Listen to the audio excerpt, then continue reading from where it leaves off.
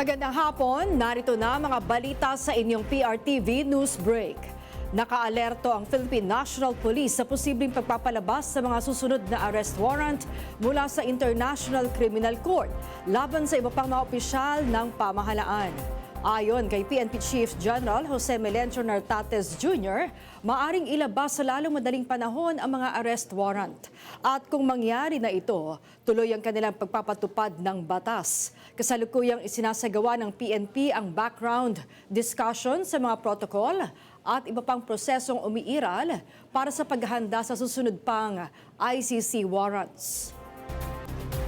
Pinangunahan ni Pangulong Ferdinand R. Marcos Jr. ang pamamahagi ng tulong sa mga nabiktima ng sunog sa Parola Compound sa Tondo, Maynila. 9 na oras bago naapula ang sunog na nagsimula noong Sabado alas 3 ng hapon na nangailangan pa ng responde mula sa higit 30 truck ng bumbero.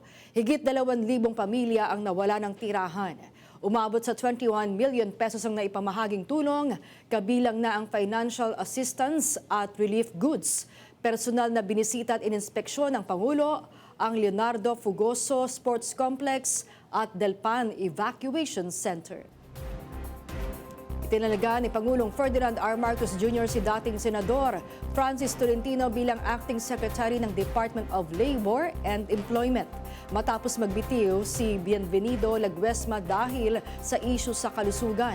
Ayon sa anunsyo ng Malacanang ngayong araw, si Tolentino ang papalit sa pamunuan ng DOLE na humahawak sa mga pulisya sa paggawa, trabaho at kapakanan ng mga manggagawa. Naging Senate Majority Leader at Chairman ng Metropolitan Manila Development Authority.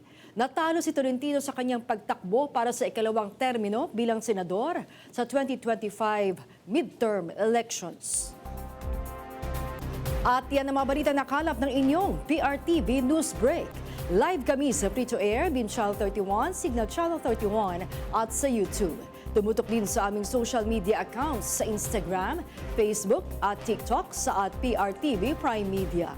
Abangan ang mas komprehensibong balitaan ng alas 5:30 ng hapon sa Arangkada Balita.